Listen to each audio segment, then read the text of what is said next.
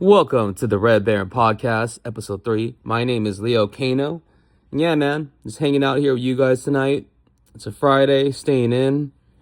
I'll be walking down the street getting something from 7-Eleven. And does anyone else get kind of a little, it's a little sad when you're walking by this group of people about to go out to the club, go out to the bars. Kind of feel a little bit like a loser, kind of. All right, maybe it's just me, okay? I'm sorry, all right. Let's go. Bringing it back. Don't want to be too negative.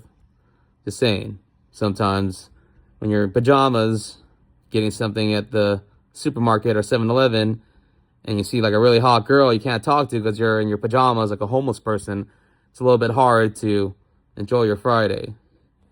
But that's all me. It's not on you guys. But yeah, man, it's episode 3 of this podcast.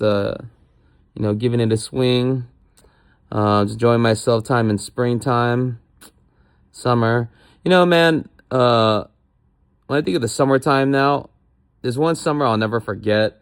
It was during COVID. I think it was like 2020 actually. Yeah, 2020 when we're in the midst of it.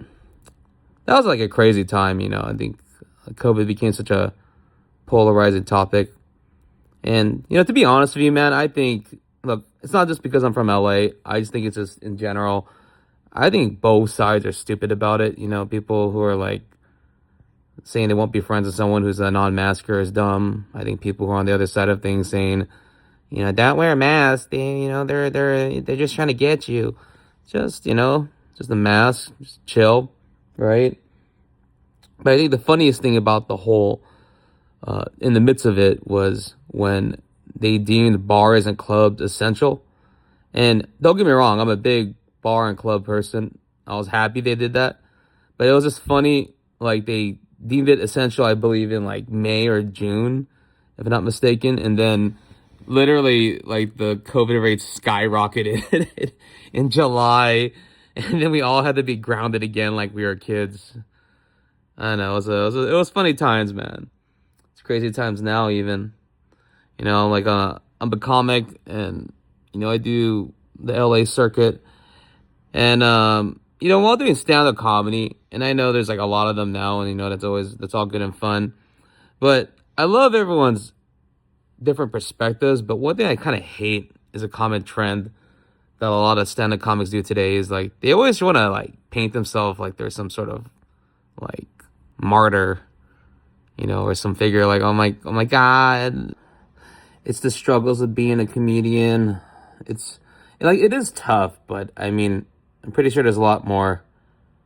I know a lot of people are not gonna really like me here saying this, but there's a lot more. There's a lot worse things out there, Actors, same thing. They always get on interviews and be like, trying to put food on the table, trying to put food on the table, and don't get me wrong, it does suck in some cases, like But hey.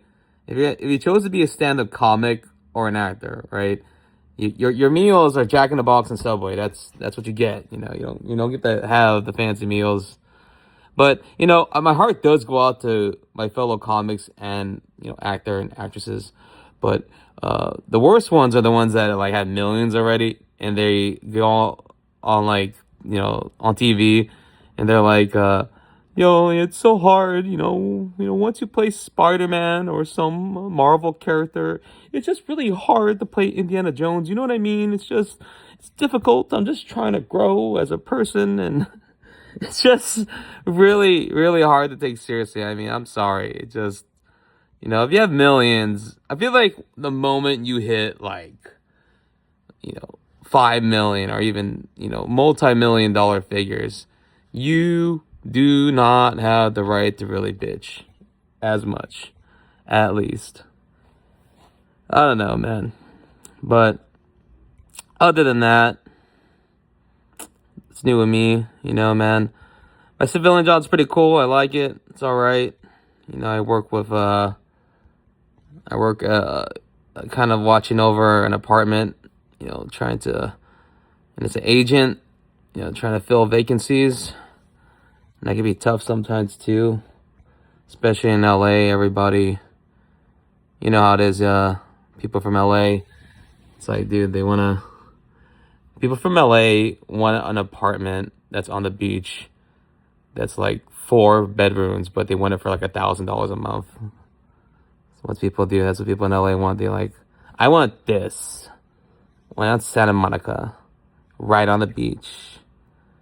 And then my job is to say, no, you don't get to have that. I don't know, man. It's work has been stressful, I guess. And you're trying to do work and doing stand-up comedy and doing other things at the same time. It could be a pain in the ass. But hey, yo, man, that's the beauty of it. It's the beauty of doing this art form and doing stand-up. It's bigger than ever, it's part of my life. One thing I got to see, about a week or so ago was the Kevin Hart roast. That was awesome. I'm not gonna say any names, but it's kind of stupid how some people get sensitive and they act like they're the victim during those roasts, and it's predictable who those people are. It's supposed to be all good fun, You know who you are. Yeah, but anyways, that's it for this episode, man. Thanks for keeping up. Once again, my name's Leo Kano. This is episode 3 of the Red Baron podcast. Thanks. See ya.